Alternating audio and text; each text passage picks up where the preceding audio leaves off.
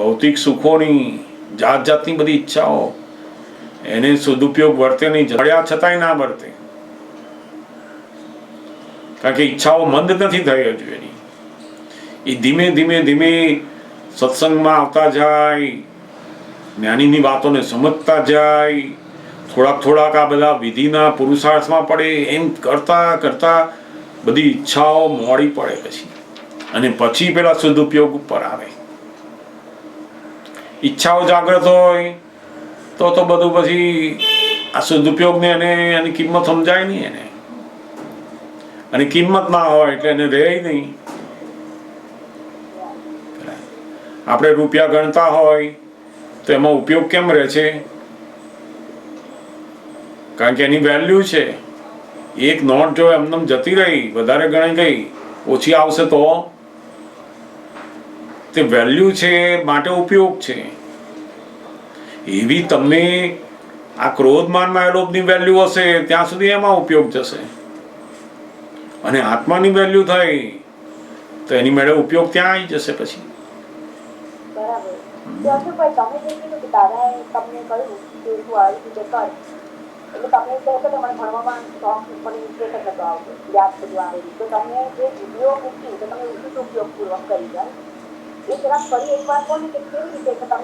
એટલે આ મંત્ર બોલવા એટલે પેલું અક્ષર વંચાય, આંખો બંધ કરીને આપણને દેખાય એવી રીતના એ વાંચતા બોલવાનું, એટલે ચિત્તની હાજરી સાથે એનો.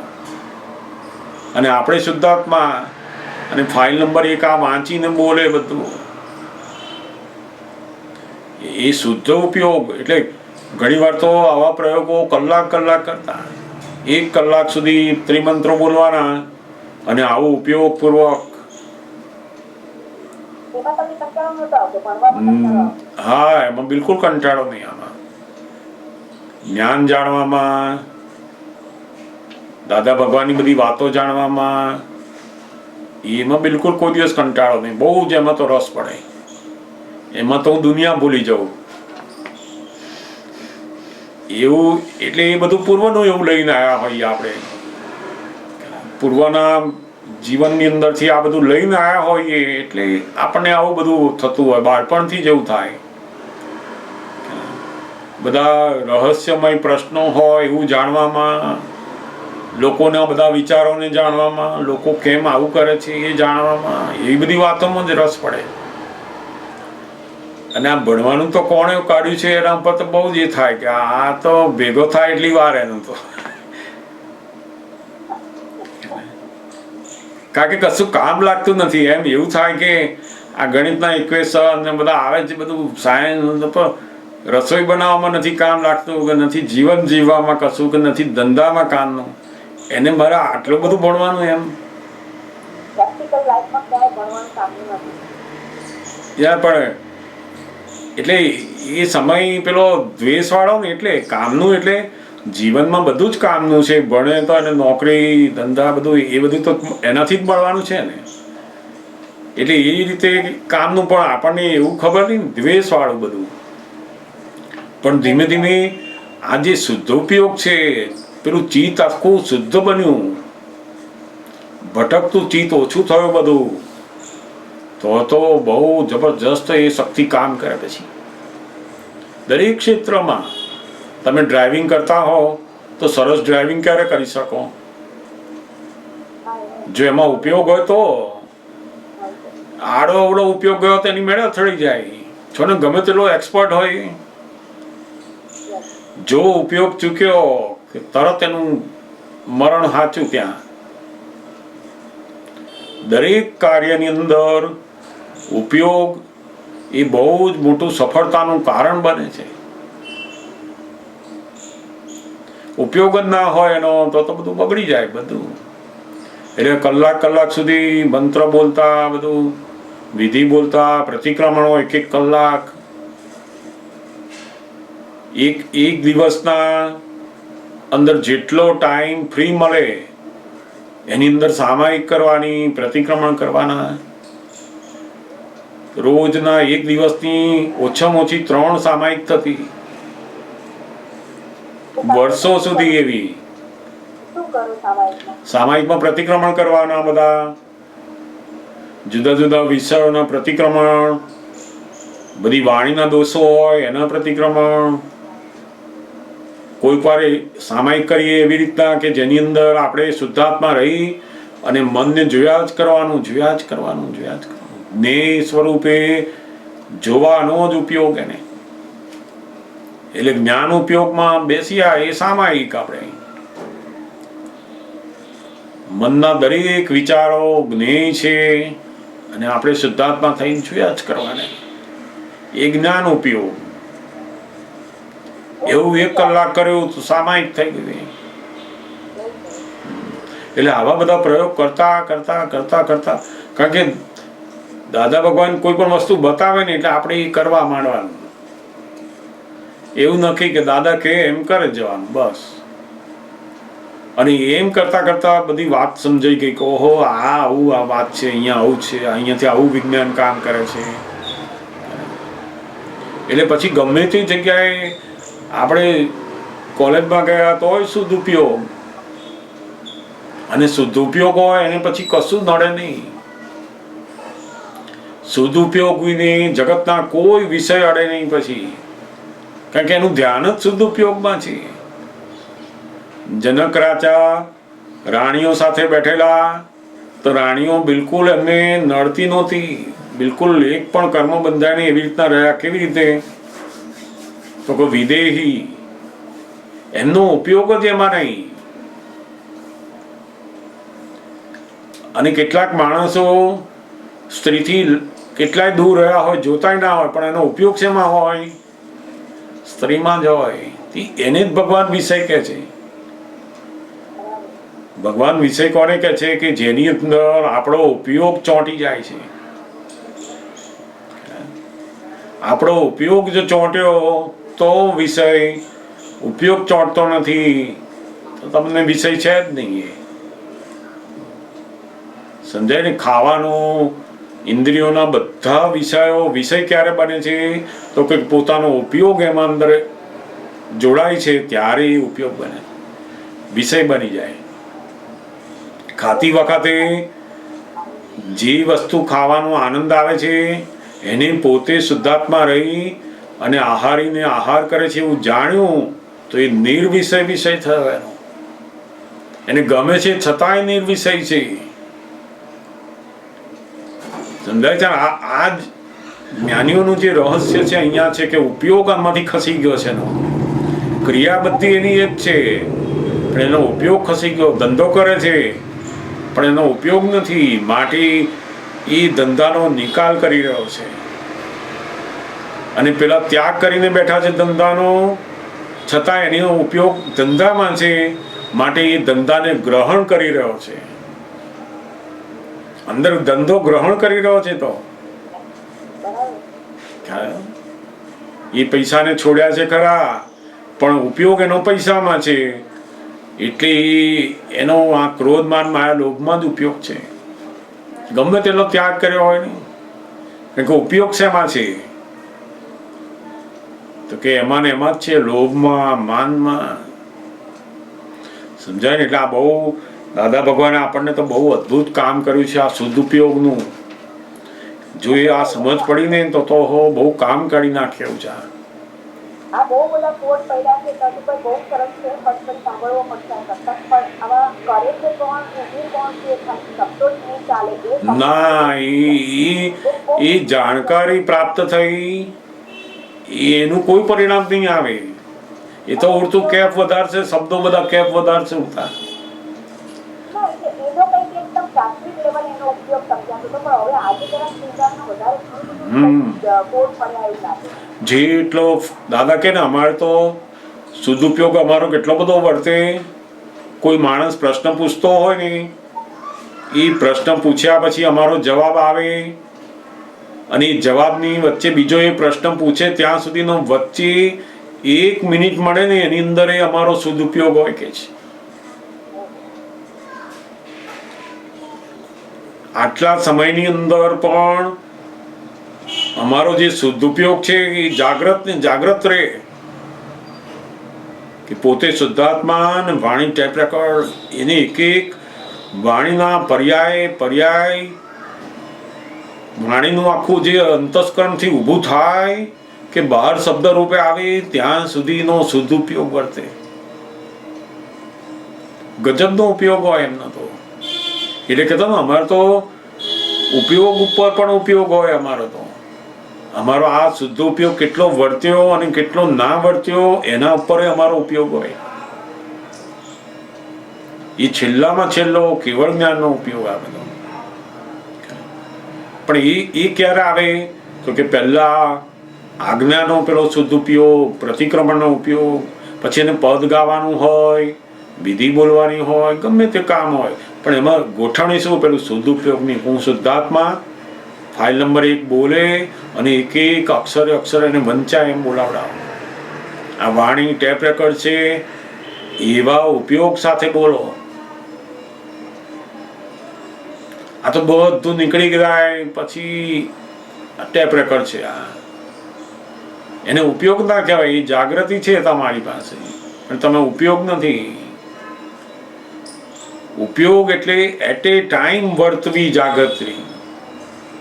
ક્રિયા બનતી હોય અને એ જ વખતે એની જાગૃતિમાં પણ હોય, બે સાથે ચાલે. એને ઉપયોગ કહે છે. અને એ ઉપયોગ આપણો પુરુષાર્થ છે. જેટલો ઉપયોગનો પુરુષાર્થ એટલું પેલું પરિણામ આવીને ઊભું રહેશે. સમજાય ને? આ બહુ જ શુદ્ધ ઉપયોગનું પણ કહેવાય ને કે દાદા ભગવાને આપતા પુત્રોને સૌથી વધારે ટકોર, સૌથી વધારે ધ્યાન આપવું એ આ ઉપયોગની અંદર લાયા છે. એમની ઘણી બધી વાતો અથવા ઘણી બધી વસ્તુઓ કદાચ ના પણ ખબર હોય, એવું બની શકે, પરંતુ શુદ્ધ ઉપયોગ દરેક સંજોગોમાં રાખવો એ બહુ ફિટ કરાવી દીધું છે એમને.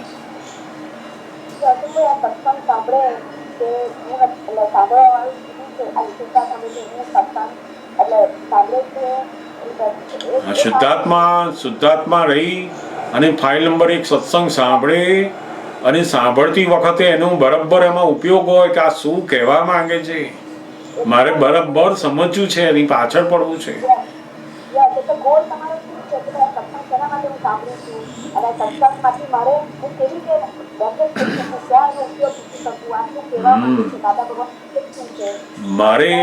મારે આ વિજ્ઞાનની પૂર્ણાહુતિ કરવી છે એવા ધ્યેય સાથેનો સત્સંગ સાંભળવો એ ઉપયોગ છે એનો.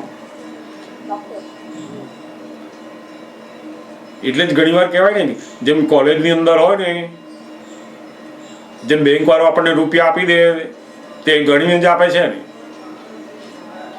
તો આપણે શું કરીએ છીએ? કેમ? ચોકસાઈ. સત્સંગ સાંભળવામાં ફરી વાર સાંભળીએ તો જ નહીં. તો કેટલા જણા સાંભળીએ આપણે? સત્સંગ સાંભળો તો ફરી વાર કેટલી વાર સાંભળીએ આપણે?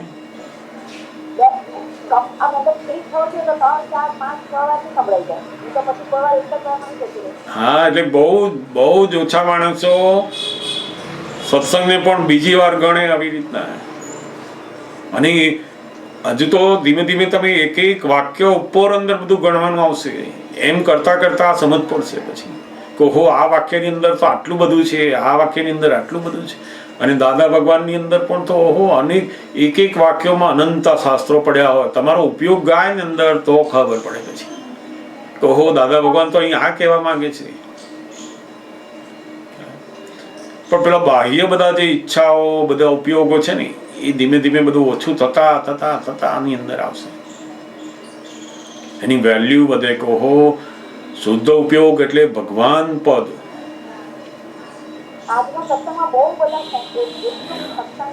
આ તો બહુ પણ શુદ્ધ ઉપયોગની તો જે વાત છે એમની, એ તો અદ્ભુત વાત છે એમની.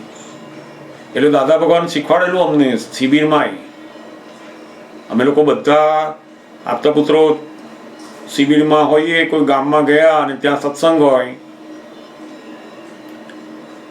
તે ઘણી વાર એક આપતા પુત્ર કોઈ વસ્તુ સમજાવતા હોય હવે એ પેલા ભાઈને સમજાય નહીં અથવા લોકોને સમજાય નહીં એટલે પછી બીજા આપતા પુત્ર બીજું સમજાવે નહીં કે નહીં આવું કહેવા માંગે, દાદા આમ કહેવા માંગે, પછી એનું ના સમજાય એટલે પેલા ત્રીજા કરે કઈ વાત, તે આખું સત્સંગનું પેલું દોડાઈ જાય બધું. એક વાતની બીજી 10 થાય, 10 વાતોમાં પેલા લોકો બધા ચૂંથાચૂંથ કરે અને એકે વાત પેલાના ગળાની નીચે જાય નહીં. તે બધી માથાકૂટ થાય ને પછી પાછા આવીએ અમે. એટલે દાદા પછી બધું પૂછે, પાછા શું થયું, શું પ્રશ્ન પૂછ્યા, કોણે જવાબ આપ્યા, બધું પૂછે. પહેલો પ્રશ્ન આવો હતો, પછી બીજો કહીએ ને કે આવો હતો, એટલે એમને ખબર પડી જાય કે બેની વચ્ચે શું જવાબ આપ્યો હશે આપણે. એમને બધું ખબર પડે. એક પ્રશ્ન પૂછ્યો પછી બીજાએ શું પૂછ્યું તો કે આ પૂછ્યું, તો એમને ખબર પડી જાય કે આ જવાબ આપનારાએ શું શું કહ્યું છે કે બીજો ઊભો થયો ને.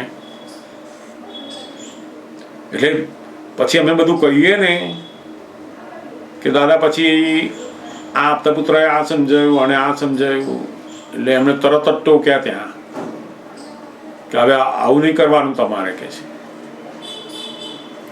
કોઈ પણ એક આપતા પુત્ર સમજાવતો હોય ત્યારે બીજા બધાએ પોતાના સદુપયોગમાં રહેવાનું.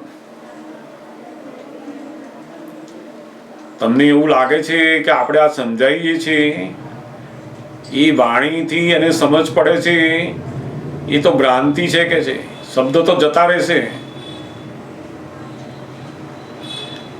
માણસને શબ્દો તો એની યાદગીરીમાં જ છે, ખાલી કશું કામ ના લાગે. જેટલા તમે પેલો વાણી બોલતો હોય એના કરતા જે આપતા પુત્રો શુદ્ધ ઉપયોગમાં રહ્યા હોય એની અસર પેલા લોકોને થાય.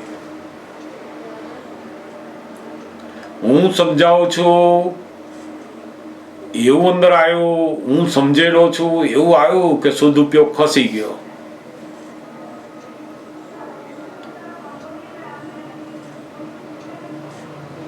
એટલે ત્યાંથી અમને લોકોને સમજાવ્યું કે આ સદુપયોગની અંદર જ રહેવાનું. આપણે તો આ બોલવાના ભાગમાં આવવાનું જ નહીં તો આપણું જ કલ્યાણ જતું રહ્યું તો બીજાનું તો ક્યાં રહે પછી. એટલે એ વખતે શીખવાડી દીધું કે તમારે બધાએ બીજા 4 આપતા પુત્રો બેઠા હોય તો શુદ્ધ ઉપયોગમાં એની વાણી જે નીકળી રહી છે એ વ્યવસ્થિતના અધીન એની ટેપ રેકર્ડ નીકળી રહી, પેલા ભાઈનું જે થાય છે બધું જોયા જ કરવાનું. આપણે શુદ્ધાત્મા જોયા જ કરવાના. 50 માણસ 100 માણસ આયા ને 100 માણસની અંદર તમે શુદ્ધાત્મા જોયા. કારણ કે જગતમાં કોઈ વ્યક્તિને આત્મા તરીકે કોઈ જોતું જ નથી. હસબન્ડ તરીકે જુએ, વાઈફ તરીકે, દીકરા તરીકે, અને તમે જેવું જુઓ એવો વ્યવહાર પછી શરૂ થાય છે. આ મારો દીકરો છે એવું જોયું, ઉપયોગ મૂક્યો તો વ્યવહાર કેવો આવશે મધર તરીકેનો. તમે જેવો ઉપયોગ મૂકો છો એવી દશા, એવો વ્યવહાર તમારો શરૂ થાય. પછી તમે શુદ્ધાત્માનો ઉપયોગ મૂકશો તો પરમાત્માનો વ્યવહાર અંદર શરૂ થશે, આત્માનો વ્યવહાર શરૂ થશે બધો. એટલે આ ધીમે ધીમે આ સમજણ પડતા પછી ફિટ થતી ગઈ. અને દાદા શીખવાડે ને એટલે પછી શરૂ કરી દેવાનો મારતો કે આ હવે શરૂ કરવાનો હોય. એટલે જેમ જેમ આ શરૂ થશે ને પછી એ અંદર ફિટ થતું જાય ને પછી બહુ મજા આવશે કે ઓહો સરસ આ તો વાત છે. મયુરી બેન શું પૂછે છે? જય સચ્ચિદાનંદ.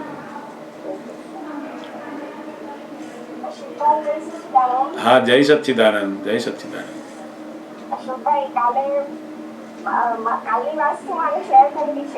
હા જરૂર જરૂર કર. કાલે અશોકભાઈ જોડે મારી વાત થઈ ગઈ. મારા એક ક્લાયન્ટે મને 500 આપ્યા હતા અને એમને મને પાછા માંગ્યા છે. કારણ છે એમને બહુ કઈ અને મારા પર બહુ ગુસ્સો કરતા હતા. પછી તારા ઘરે આવીને લડું, આમ કરું. પછી અશોકભાઈ મને સમજાવ્યું. અશોકભાઈ કીધું કે આપણે ટ્રાય કરવાની, બરોબર ટ્રાય કરવાની, અને જો ના થાય તો પૈસા આપી દેવા. તો પછી મને અંદર થોડીક વાર 3-4 વાર ફોન આવ્યા, થોડીક વાર થયો, પછી મેં કીધું ચલો બોલા આવે આ આવે આમ સુખમાં રહેવાય ગયું, પણ અંદર બહાર કેટલી ગળમથલ થાય. પછી મેં વિચાર્યું જવા દેવા જ્યાં સુધી મારું જાય છે આમ મારું મતદાન કરવું નથી રહેવાનું. પછી એ આપી દીધા એટલે એટલા અંદરથી શાંતિ થઈ ગયા, અંદર આટલું રહેવાય ગયું તો બહાર બહુ પેલું કંઈ થાય. અશોકભાઈ કીધું કે કઈ નહીં જતા કરવાના. પછી મેં એને કહી દીધું ને કે હા બેન તું લઈ જશે. પછી હું મને થયું કે મારા હાથમાં બાજુ હાથમાં ક્યાં ખોવા પડતા કરતા 1500 રૂપિયા બહુ સારું. બરાબર છે. અશોકભાઈ મને ટેન્શન હતા કે તમે હમણાં જે વાત કરી ને કે બધા જે આનંદ હોય તો કોઈને મેડિટેશન કરે તો આનંદ આવે, કોઈને કંઈ મ્યુઝિક વગાડે તો આનંદ આવે. તો એ આનંદ આત્માનો આનંદ નથી, કારણ કે એ કેમ એટલે એ પછી ના થાય તો એને અંદર પછી ક્યારેય આનંદ મળતો નથી, એટલે એવું થાય ના શકાય. એનું જે ધ્યાન કરવાથી જે આનંદ આવે છે એ વાસ્તવમાં એના અહંકારનો આનંદ છે. એની ક્રિયાની અંદર એ જાય છે એનો આનંદ છે કે મારાથી આ થયું. જે દિવસ એનું ધ્યાન નહીં થાય ને તો પછી આનંદ નહીં આવે એને.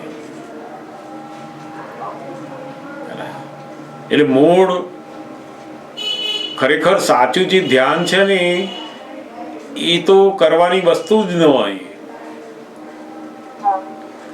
આ અહંકાર ઉપર ખરું ધ્યાન કરવાનું હતું કે અહંકાર કેટલો વપરાય છે અને કેટલો નથી વપરાતો એના ઉપર ધ્યાન કરવાનું હતું. ત્યારે આ લોકો મન ઉપર ધ્યાન કરવા બેસી ગયા. અહીંયા કઈ જગ્યાએ મારો અહંકાર દુભાયો, કઈ જગ્યાએ મારો અહંકારે કામ કર્યું, મારો અહંકાર અંદર સંતોષ પામ્યો, એના ઉપર ધ્યાન કરવાનું હતું. એને કોઈ આપણી વાત માને તો આપણો અહંકાર અંદર સરસ સંતોષાય ને મજા આવે ને એના ઉપર ધ્યાન કરવાનું હતું કે આ કેમ અંદર ગમ્યું, તો કે પેલો અહંકાર સંતોષ આવ્યો. એટલે તેના બદલે લોકોએ ધ્યાન શું કર્યું તો કે મનનું ધ્યાન કરવાનું જ કાઢ્યું.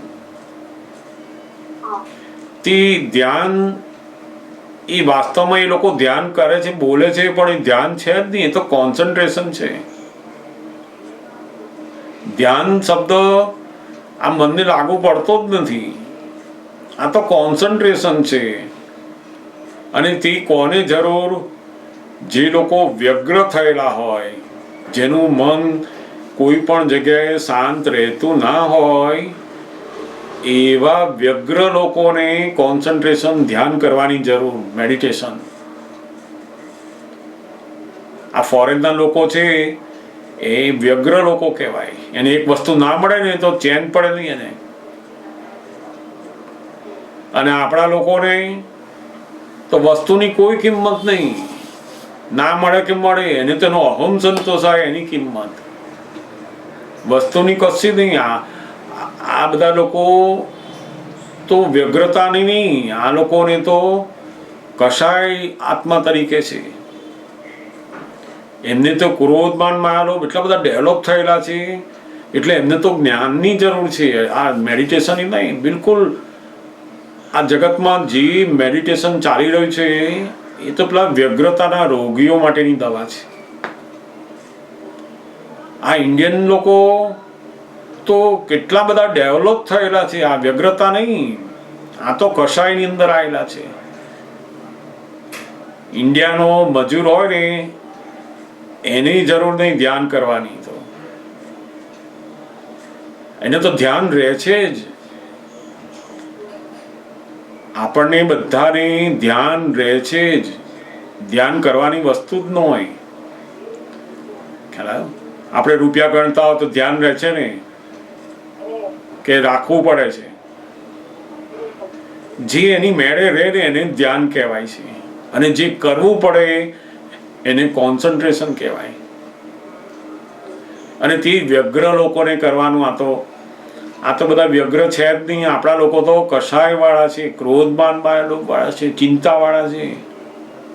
અને એવા જીવોને તો જ્ઞાન જાણવાની જરૂર છે.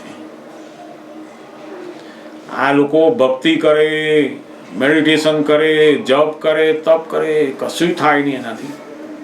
એ દવા એમના માટે કામની નથી.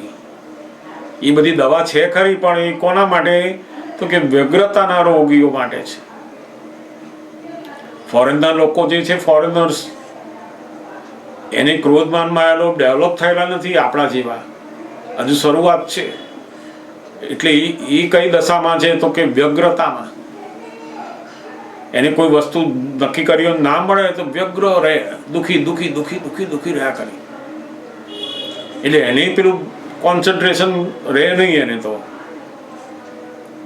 ફોરેનનો ફરતો હોય ને એનું પર્સ લઈને એનું કોન્સન્ટ્રેશન ના હોય, અને ઇન્ડિયન હોય તો એની બેગ 10 ફૂટ દૂર મૂકી હોય તો એનું ધ્યાન હોય એમાં. જો ને ગમે તેલો ખાતો હોય, પીતો હોય, વાતો કરતો હોય, એનું ધ્યાન એને કરવું ના પડે. ધ્યાન વર્તે જ. જેનું જ્ઞાન થાય ને એનું ધ્યાન આપોઆપ વર્તે. આત્માનું જ્ઞાન થયું નથી અને આત્માનું ધ્યાન કરવા જઈએ તો ક્યારે થાય? ભગવાનનું ઓળખાણ પડી નથી અને ભગવાનનું ધ્યાન કરવા જાય તો કેવી રીતના થાય? બજારમાં ગયો હોય, એને કહ્યું હોય કે મેથીની ભાજી લાવજે, તો મેથીની ભાજીનું જ્ઞાન ના હોય તો ધ્યાન શેનું કરે? ભાજી તો કેટલી બધી દેખાય એને, પણ જ્ઞાન જ નથી કે આને મેથીની ભાજી કહેવાય, તો એ ધ્યાન કેવી રીતે થઈ શકે? પણ જગતને આવું ખબર જ નથી. અને પછી બધા લોકો શું શોખના માર્યા, હું ફલાણું ધ્યાન કર્યું, ધ્યાન કર્યું, ધ્યાન કર્યું. એટલે દાદા ભગવાન કે છે એના કરતા આ બધા ધ્યાન તારે શું કરવા છે કે છે, એના કરતા તું તારી વાઈફનું ધ્યાન કર કે છે. તો ભજ્યા તો ખવડાવે કે છે. પેલું ભગવાનનું ધ્યાનમાં તો નથી. તું ભગવાનને ઓળખતો નથી, ભગવાનની સાચી વાત સમજાતી ને તું ધ્યાન કરવા જાય તો મૂર્તિનું ધ્યાન કરે, તું તો પથ્થરનું ધ્યાન કરે છે. એના કરતા કોઈ ગુરુ બનાવીને એનું ધ્યાન કર કે છે. ગમે તેવો થોડો ગાંડો હોય પણ ગુરુ બનાવી એ ધ્યાન સારું કે છે. એટલે આ જગતની અંદર જે ધ્યાન ચાલી રહ્યું છે એ વાસ્તવમાં ઇન્ડિયન જે ડેવલપ લોકો છે, કસાઈ ભાવમાં આવેલા છે, એમને બિલકુલ કામનું નથી. એમના માટે દવા કામની નથી. એટલે દાદા ભગવાન કહેતા ને કે આ લોકોને મંત્ર બોલાવે છે, ભજન કરાવે છે, માળા કરાવે છે, આંખો બંધ કરીને કરાવે તો શેનું ધ્યાન થાય એને? કોકની જોડે લડીને આવ્યો હોય અને પછી ઘેર આવીને ધ્યાન કરવા બેસે તો કોનું ધ્યાન થાય એને?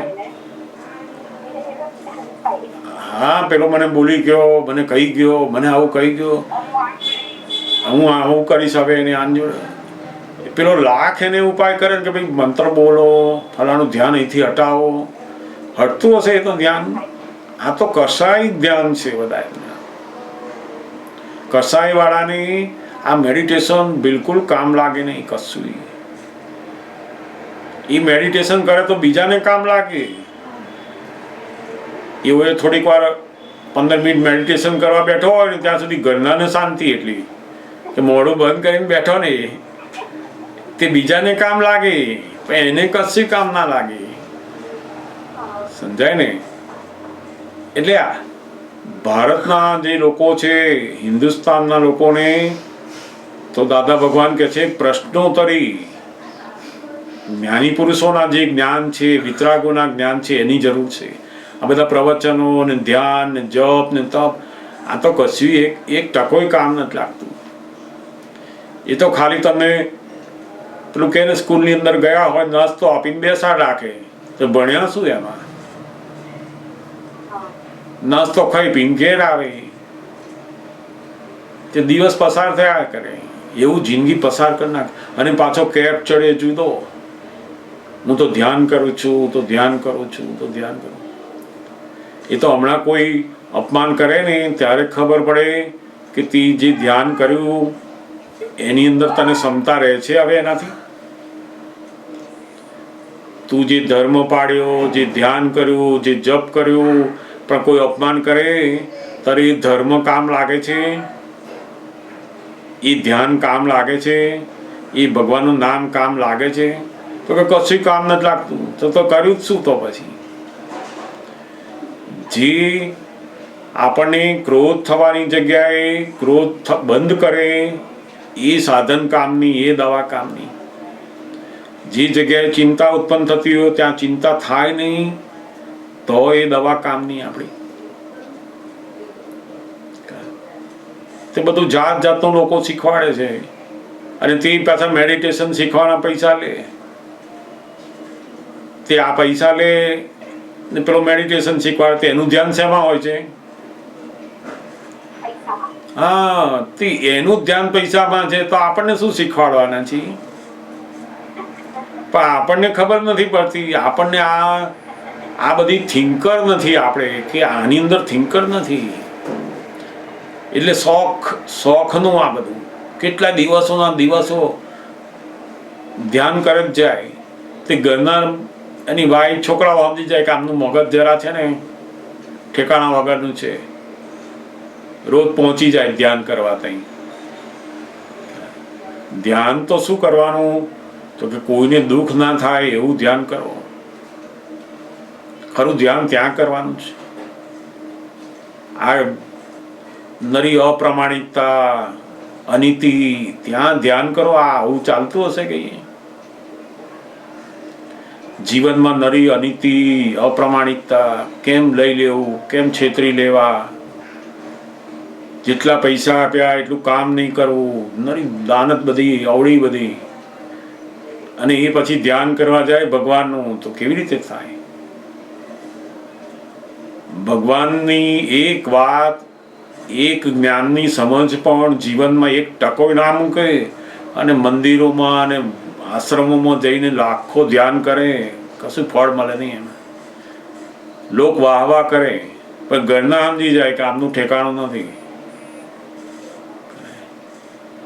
સેજ ના ગમતું બોલે ને તરત પેલું ધ્યાન વાળો તો ઉકળી પડે. અરે ધ્યાન આટલા 15 વર્ષ ધ્યાન કર્યું, એનું થયું શું તારું? એક વાક્યમાં તો તું આ ક્રોધિત થઈ જાય છે સાંભળતા પહેલા, તો તારું ધ્યાન તને શું કામ લાગ્યું? એટલે દાદા ભગવાને કહ્યું હિન્દુસ્તાનના લોકો માટે આ ધ્યાનની દવાની બિલકુલ જરૂર નથી. આ કોન્સન્ટ્રેશન તો જેને વ્યગ્રતા હોય એના માટે છે. હિન્દુસ્તાનના લોકોએ તો જ્ઞાન જાણવાની, આત્મજ્ઞાન જાણવાની જરૂર છે. આ એના માટેનો ડેવલપમેન્ટ છે. અહીંયા તો જે ચિંતા બંધ કરે એવો ધર્મ જાણવાની જરૂર, જે ક્રોધ માનમાં આવેલો ઘટાડે એવો ધર્મ જાણવાની જરૂર, એવું જ્ઞાન જાણવાની જરૂર. આ ભજન કરવાથી કશું થશે નહીં. મૂર્તિ સામે લાખો કલાકોના કલાકો ભજન કરશો, કશું થશે નહીં. એટલે નરસિંહ મહેતા જેવા મહાન ભક્તોએ પણ છેલ્લા કહેવું પડે છે કે જહાં લગી આત્મ તત્વ ચિન્હો નહીં, તહાં લગી સાધના સર્વ જૂઠી. નરસિંહ મહેતા જેવા મહાન ભક્ત એટલે કોણ? જેને ભગવાન સિવાય જગતમાં એક સેકન્ડ પણ જેનું ચીજ જતું નથી, એવા ભક્ત પાછા. આપણે તો એવું છે નહીં. એવું ભક્તનું તો 1 કલાક ભક્ત જેવું રહેતું નથી. તોય આપણે તો એવું. અને એવા મોટા મહાન ભક્તો હતા, એમણે પણ કહ્યું કે આ આત્માના જ્ઞાન સિવાય ઉકેલ આવે એવો નથી. એટલે બહુ આપણને તો આ જબરજસ્ત દાદા ભગવાનની કૃપાથી જે શુદ્ધ ઉપયોગ પ્રાપ્ત થયો એ તો ગજબનું કામ થઈ ગયું છે. જેમ બને એમ શુદ્ધ ઉપયોગ, બધા સાધનો શુદ્ધ ઉપયોગમાં.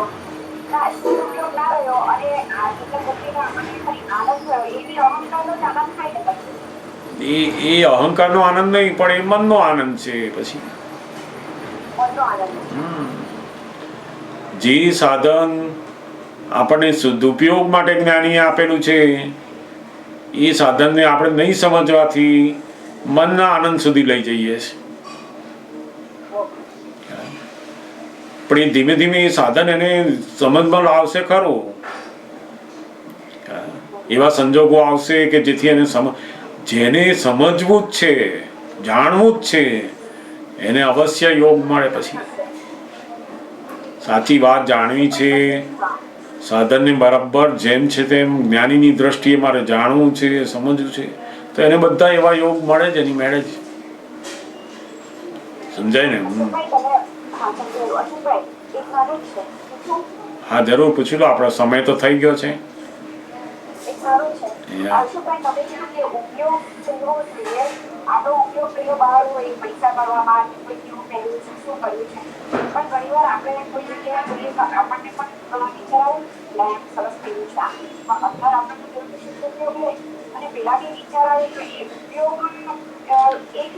એ વિચારને આપણે જ્ઞેય સ્વરૂપે જોવાનું, એટલે શુદ્ધ ઉપયોગ.